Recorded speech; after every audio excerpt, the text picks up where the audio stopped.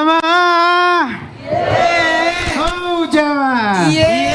Alhamdulillah. Baik, masih di tema kita jebakan kenikmatan. Masya Allah, tadi kita satu poin yang aku ambil yaitu tentang berhutang. Kelihatannya enak tapi sebenarnya itu adalah jebakan ya.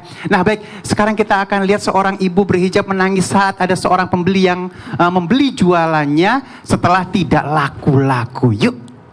Allahumma sholli Muhammad. Aduh ya Allah.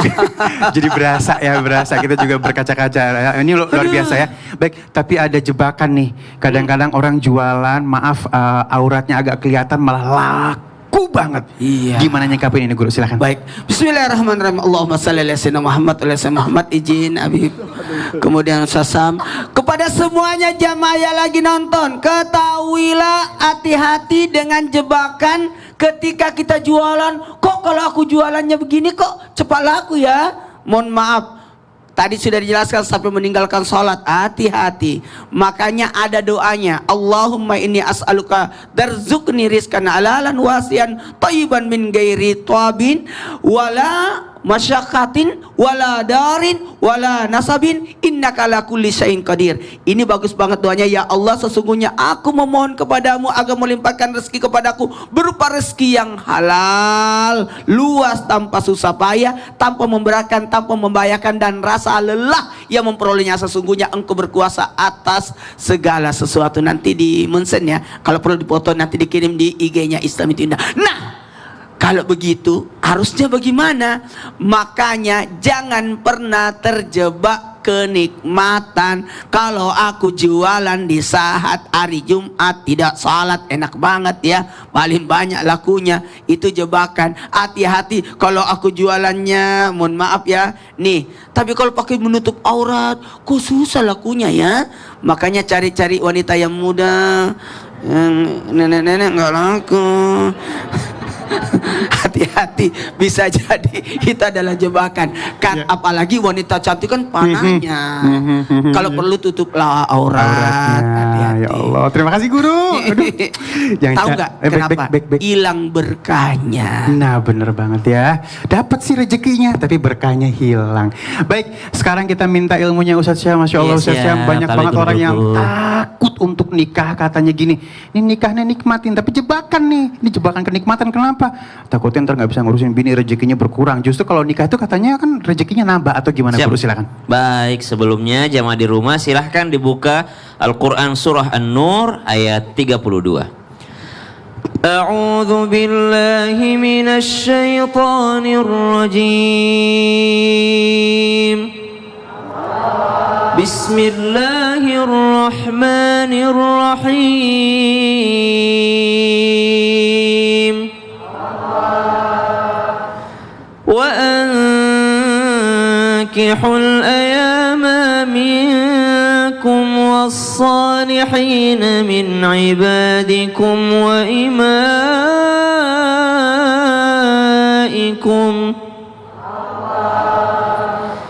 إن يكونوا فقراء يغنهم الله من فضله والله واسع عليم.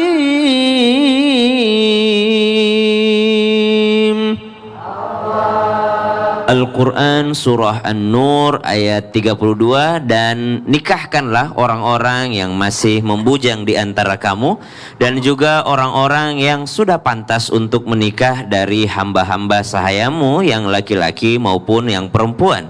Jika mereka dalam keadaan fakir ataupun miskin, maka yughnihimullahu min fadli, Allah akan memberikan kemampuan kepada mereka dengan karunia Allah subhanahu wa ta'ala.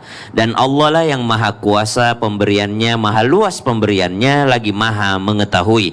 Dari ayat ini kita mesti mengimani ataupun mempercayai bahwasanya rezeki itu dari Allah dari Allah Subhanahu wa taala. Sebesar apapun usaha kita, kalau Allah tidak menghendaki maka rezeki itu akan terhalang. Tapi sesedikit apapun usaha manusia, kalau dia memang sudah mentok seperti itu, maksimalnya seperti itu, kalau Allah berkehendak maka dia pun bisa dikayakan oleh Allah Subhanahu wa taala. Itulah kenapa Nabi Musa alaihissalam ketika bertanya kepada Allah, "Ya Allah, kenapa ada orang pintar tapi dia tidak kaya? Lalu kenapa ada orang yang tidak terlalu pintar tapi kok malah dia yang kaya raya?" Maka Allah Subhanahu wa taala pun menjawab Nabi Musa, karena Nabi Musa bisa ngobrol dengan Allah. Kata Allah Subhanahu wa taala, itu membuktikan bahwa yang membuat kaya itu bukan kepintaran mereka, tapi ternyata akulah yang membuat mereka kaya. Jadi semuanya kembali kepada Allah Subhanahu wa taala. Berbicara tentang jebakan kenikmatan. Jebakan kenikmatan selanjutnya, maka syaitan akan mengiming-imingi orang agar tidak jadi menikah. Kenapa? Setan akan mengatakan, kalau habis nikah, yang dahulu gajimu kau bisa nikmati sendiri, kau akan bagi 2 nanti sama istrimu. Kalau nanti lahir lagi anakmu, kau bagi 3 lagi sama anakmu. Lahir lagi anakmu yang kedua, kau bagi 4 lagi. 1 orang saja kadang-kadang tidak cukup untuk dirimu. Bagaimana kau akan menikah? Begitulah caranya syaitan menghalangi seseorang untuk tidak melangsungkan pernikahan. Karena pernikahan itu adalah ibadah. Kita sama-sama ketahui bahwasanya setan tidak pernah senang melihat hamba Allah beribadah kepada Allah Subhanahu wa taala. Segala jenis cara dilakukan oleh setan untuk menghalangi daripada manusia itu menghamba kepada Allah Subhanahu wa taala. Termasuk diantaranya ibadah yang paling panjang dan prestasi paling tinggi daripada iblis, yaitu menceraikan sebuah pernikahan. Berarti iblis sangat senang menghalangi pernikahan seorang hamba. Maka sebelum seseorang menikah, yang harus diperhatikan tanpa bermaksud menggurui ataupun mengajari, kuatkan niatnya karena Allah Subhanahu wa taala. Karena kalau niatnya pengen kaya dengan menikah, banyak orang tidak menikah kaya juga. Kalau pengen punya keturunan tidak dengan menikah, ada juga orang tidak menikah ada keturunannya. Subhanallah. Maka subhanallah, niatkan betul-betul karena pengen ibadah kepada Allah Subhanahu wa taala, maka insyaallah dimudahkan lancar oleh Allah Subhanahu wa taala. Amin. Terima kasih guru. Sama-sama Bang Ali. Ya. Udah nikah jangan takut ada rezeki istri, rezeki anak, semuanya lengkap ya. Nah baik, sekarang seorang emak-emak bekerja membawa kedua anaknya. Kita lihat yuk. Luar biasa, boleh tepuk tangan untuk ibu seluruh Indonesia nih, karena ibu-ibu luar biasa ya, berjuang buat anak-anaknya. Tapi kadang-kadang bib, ya Allah ya, jadi ujian atau kenikmatan yang jadi jebakan juga nih anak-anak. Kadang-kadang udah diurusin, gedenya kagak taat, jadi toksik buat orang tuanya. Silakan bib. Ya, akhir afwan Ustaz Maulana, Ustaz Sam. Bismillahirrahmanirrahim. Allahumma shalli ala sayyidina Muhammad wa ala ali sayyidina Muhammad. Ingat, anak itu bisa jadi fitnah, bisa menjadi aduun, bisa jadi musuh, bisa jadi fitnah. Yang dimana kita harus memahami, Allah memberikan kenikmatan yang Allah berikan kepada hambanya, bisa berupa kenikmatan, bisa berupa jebakan. Kalau jebakan kenikmatan ini maknanya adalah Allah kasih dunia, tapi di dalamnya kenikmatan yang hampa, yang di dalamnya penuh dengan apa? Penuh dengan musibah dan malapetaka. Ketika ditanya, banyak orang tua di antara kita berharap ingin punya anak, tentunya ingin anak yang soleh, soleha, yang bertakwa kepada Allah Subhanahu wa taala. Kita menjadi hamba Allah ingin punya anak yang baik, anak yang selamat, bukan anak yang durhaka, ataupun bahkan anak yang bisa membawa ataupun menarik orang tuanya ke dalam kehancuran. Banyak di antara kita juga, kita lihat ada anak yang soleh, Masya Allah, sholatnya rajin, ibadahnya rajin, ke majlis ta'limnya rajin, doakan orang tuanya, setiap habis sholat, Rabbi firli wali walidayanya nggak pernah tinggal. Tapi juga banyak anak yang dimana anak tersebut ahli maksiat, ahli dosa, orang tuanya bikin malu, dan orang tuanya merasa punya anak ini anak ini durhaka, kurang ajar, subhanallah. Atau bahkan kita dicontohkan oleh Nabi siapa? Nabi Nuh alaihissalam yang memiliki anaknya tersebut adalah anak yang durhaka. Siapa namanya? Kan'an. Yang dimana dicerminkan bahwa anak tersebut anak yang membangkang terhadap orang tuanya. Tentunya kita menjadi hamba Allah, berharap anak kita menjadi anak yang soleh dan bertakwa kepada Allah. Dan tentunya ujian yang Allah berikan, la yukallifullahu nafsan illa us'aha. Allah tidak akan membebani hamba sesuai daripada kemampuan ataupun kesanggupan hamba tersebut. Dan juga Rasulullah SAW bersabda, dan janganlah kalian membebani mereka atas beban yang mereka tidak sanggup. Jika kalian membebani mereka, maka bantulah mereka, tolonglah mereka. Dan tentunya kita juga paham nih, banyak hal yang kita lihat orang-orang di sekeliling kita berdoa, mendoakan anaknya, berharap anaknya jadi soleh soleha, bertakwa kepada Allah. Ini sangat beruntung. Anak ketika dia datang ke orang yang soleh, orang yang alim, berharap berkah, ketika ditanya masih punya ibu di rumahnya, ibu ini doanya sama kayak Nabi.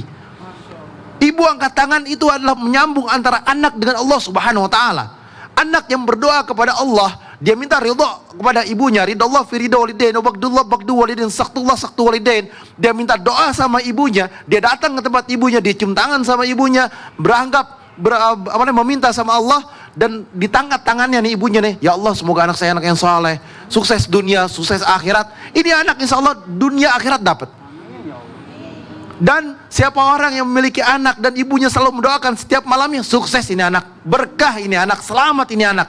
Makanya jadi orang tua, jangan asal bicara sama anaknya, jangan sembarangan nyumpahin sama anaknya, jangan kata-kata dasar anak durhaka, dasar anak kurang ajar. Benar, besok dia jadi kurang ajar.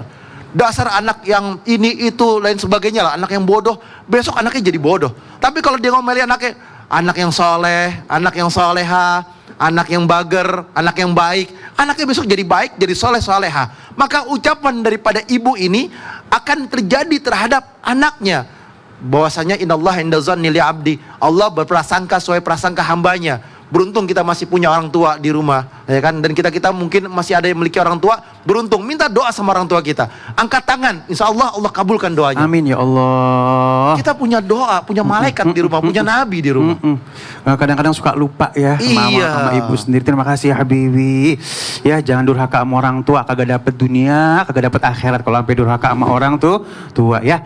Baik, sekarang kita masuk ke dalam segmen Tanya Dong Ustadz. Kami semua tanya dong Ustadz. Baik, ini dari Instagram dulu Nuswansri ya. Assalamualaikum. Waalaikumsalam. Guru-guru ingin bertanya, saya sering dengar orang rajin zakat rezekinya akan dilimpahkan. Tetapi karena orang yang malah tidak membayar zakat lebih dilimpahkan lagi oleh Allah, seperti jabatan atau punya tempat tinggal yang mewah. Kenapa ya Allah memberi itu kepada semuanya? Kenapa nggak dibuat sama rata aja katanya ya, bisa terhindar dari jebakan kehidupan. Ustadz Syam silakan. Walau basatallahu rizqa li'ibadihi labaghaw fil ard walakin yunazzilu biqadarin ma yasha'. Allah itu seandainya dibikin rata ataupun dibikin semuanya digelontorkan oleh Allah Subhanahu wa taala, kata Al-Qur'an, la baghaw fil ard, maka manusia itu akan berbuat seenaknya di atas muka buminya Allah Subhanahu wa taala. Padahal tugas kita ini untuk menyembah. Seandainya digelontorkan semuanya itu, maka manusia akan berbuat seenaknya. Walaki yunazzilu biqadarin ma yasha. Akan tetapi itu semua sudah ditakar ataupun dikadarkan oleh Allah Subhanahu wa taala sesuai dengan kehendak Allah Subhanahu wa taala. Pertanyaan kedua, kenapa orang yang ngeluarin zakat malah lebih kaya yang enggak zakat? Kata siapa? Subhanallah. Ini mah cuma denger-denger aja pasti. Orang yang ngeluarin zakat itulah orang yang paling kaya, karena dia tidak peduli lagi ngeluarin hartanya atau enggak ngeluarin, itu sama aja. Tapi orang yang masih mikirin buat ngeluarin zakatnya, berarti dia masih miskin banget. Masa buat 2,5% aja enggak mau ngeluarin? Berarti saking miskinnya dia berat mengeluarkan 2,5%, apalagi mengeluarkan 5%, apalagi mengeluarkan 10%. Orang yang paling kaya itu kalau tidak berasa lagi mau keluar 50%, mau 70% keluar, itu tidak berasa lagi. Kenapa? Tidak ada lagi nominalnya hartanya, saking kayanya dia. Subhanallah. Maka kita harus berpikir logis juga. Jangan pernah melihat orang yang durhaka sama Allah kok dikasih kekayaan. Itu cuma pikiran kita aja. Sebenarnya dialah orang yang paling miskin. Kenapa? Untuk taat sama Allah aja susah. Tapi orang yang paling kaya itu ketika dia gampang sekali untuk taat sama Allah Subhanahu wa taala, dia ngeluarin harta. Ingat, harta yang harus keluar zakatnya 2,5% itu bagaikan cancer. Kalau dia tidak keluar 2,5%, maka akan merusak yang 100% harta. Tapi kalau dia keluar 2,5% itu akan menyehatkan yang 100% harta. Ditambah 2,5% lagi sebagai imunnya si harta yang 100%. Maka insya Allah hartanya orang yang mengeluarkan zakat tadi ini pasti akan diberkahi oleh Allah Subhanahu Subhanahu wa taala dan dialah manusia yang paling kaya. Wallahu taala alam. Masya Allah, tegas banget ya, jelas banget ya. Terima kasih ilmunya guru. Sama-sama Bang. Dan Andi. sekarang kita masuk lagi tanya dong Ustadz, tapi untuk yang ada di studio, siapa yang mau nanya? Saya. Iya, yang ini nih, silakan. Jangan lupa nama, dari mana majelisnya. Boleh berdiri Ibu? Assalamualaikum warahmatullahi wabarakatuh. Waalaikumsalam warahmatullahi wabarakatuh. Saya Ibu Vivi dari Majelis Taklim Az-Zuma, Gedung Rombong, Batang, Jawa Tengah. Saya mau bertanya, Ustadz, Habib, apakah kita waspada dengan pemberian-pemberian yang diberikan? Memang itu benar? Bukannya kita harus bersyukur, bukannya curiga? Gimana itu Ustadz Habib? Terima kasih. Wassalamualaikum warahmatullahi wabarakatuh. Waalaikumsalam warahmatullahi wabarakatuh. Waspada, bersyukur, curiga ya. Nah, ini silakan Ustaz Syam. Baik, bismillahirrahmanirrahim. Guruku Ustaz Maulana Habib Utsman, Bang Ali, Ibu Vivi yang bertanya serta seluruh jamaah yang hadir di studio serta jamaah yang di rumah. Ba'da naqul a'udzubillahi minasyaitonir rajim. وَإِذْ تَأَذَّنَ رَبُّكُمْ لَئِن شَكَرْتُمْ لَأَزِيدَنَّكُمْ وَلَئِن كَفَرْتُمْ إِنَّ عَذَابِي لَشَدِيدٌ.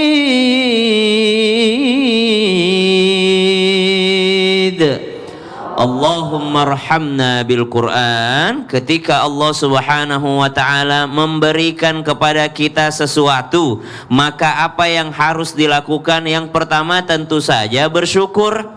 Bersyukur. Dan bersyukur itu apa sih? Masuklah tadi yang kedua itu Bu, hati-hati dan curiga. Kenapa harus berhati-hati dan curiga? Karena ternyata syukur itu, dalam ucapan syukur itu alhamdulillah, dalam hati syukur itu semua ini dari Allah. Syukur dalam perbuatan adalah menggunakan segala nikmat dari Allah Subhanahu wa taala sesuai dengan kehendaknya yang memberikan nikmat. Itu syukur tuh. Berarti harus hati-hati atas pemberian Allah. Kenapa? Kalau kita belum pakai sesuai dengan kehendaknya yang ngasih, berarti kita belum bersyukur namanya. Hati-hati dalam menggunakan nikmat. Itu yang disebut dengan berhati-hati atas pemberian. Kenapa? Karena banyak orang dikasih sama Allah Subhanahu wa taala tapi ternyata pemberian itu tidak dipakai sesuai dengan keinginannya Allah, sesuai dengan kehendaknya Allah. Kita dikasih dua tangan sama Allah Subhanahu wa taala. Allah, kehendak Allah pengennya diapain nih tangan nih? Nyakitin orang atau bantuin orang? Pengennya tangan ini Allah berkehendak tangan ini pakai untuk membantu orang lain. Subhanallah, Allah kasih kita kemampuan akal dan kedua tangan yang bisa bekerja. Apa kehendaknya Allah? Allah ingin tangan kita meminta-minta atau Allah ingin tangan kita memberi? Allah inginnya tangan kita memberi. Kenapa? Tangan di atas senantiasa lebih baik daripada tangan di bawah. Ini nikmat Allah Subhanahu wa taala. Itu bentuk syukur yang mana juga menakut-nakuti kita. Jangan sampai nikmat ini belum kita pakai sesuai dengan kehendaknya sang pemberi nikmat. Berarti syukur itu di lisan, syukur itu di hati, syukur itu bagaimana dia memanfaatkan nikmat dari Allah Subhanahu wa taala. Barulah berlaku ayat yang tadi, la in syakartum la azidannakum. Kalau kau bersyukur aku pasti tambahkan. Syukur dengan lisan, syukur dengan hati, syukur dengan melakukan apa yang dikehendaki oleh Allah Subhanahu wa taala. Lalu ada lagi pertanyaan kedua, bukankah kita juga harus waspada atas kebaikan-kebaikan yang kita dapatkan? Betul, waspada dengan cara apa? Jangan sampai kita main hajar aja, main makan aja. Kita nggak perhatikan ini rezeki dari mana, ini kita makanan ini dari mana, apakah daripada yang halal, apakah dari sesuatu yang ternyata meragukan, apakah dari sesuatu yang haram. Maka berhati-hati juga atas apa yang kita konsumsi, apa yang telah sampai kepada kita. Berkatalah Imam Ibnu Athaillah As-Sakandari dalam kitabnya Al-Hikam, khif min wujudi ihsanihi ilaik wa dawami isa'atika ma'ahu ay yakuna dzalika istidraja.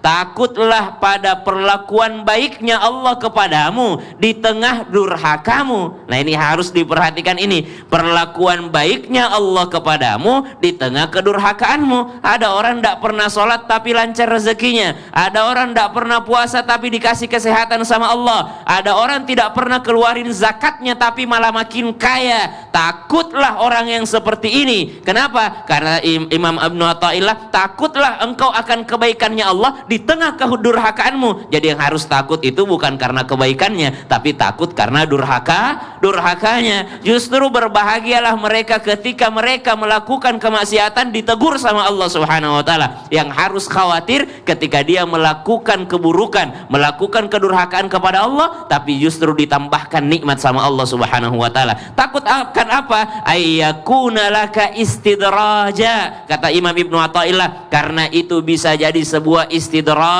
yang mana istidraj itu di dalam Al-Quran disebutkan sanastadrijuhum min haitsu la ya'lamun.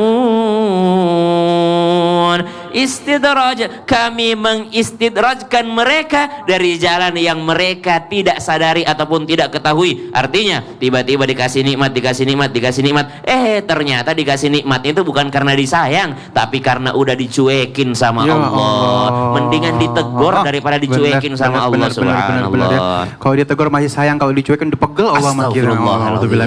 Iya. Ada Habib. Iya. Nah, nih ente tahu gak? Ini ente nih tipe suami yang takut sama istri apa enggak? Hah? Dah? Ikatan suami takut istri, isti. Takut sih enggak, cuman kita agak ngeri aja. Emang kenapa? Ngeri-ngeri sedap apa ngeri-ngeri takut? Enggak, soalnya tuh ada yang DM. DM-nya namanya Mutia Syifa. Assalamualaikum Habib Usman. Waalaikumsalam. Boleh gak sih saya kenalan sama Bang Ali? Siapa tahu Bang Ali mau kenalan sama saya. Makasih Ustadz. Mau kenalan sama ente. Ente isti gak? Ini kenikmatan yang menjebak. Baik, Bib. Ini kalau ngomongin begini agak-agak ngeri-ngeri. Cantik, Iya. kaya raya, Aduh. solehah. Aduh. Masya Allah, Sempurna. perawan ting-ting. Waduh, Baik, nanti kita bahas ini lebih dalam lagi ya. Tetap bersama kami di Islam Itu Indah. Jamaah, oh jamaah. Alhamdulillah. Jadi gak ceritanya? Aduh, gila, Bib.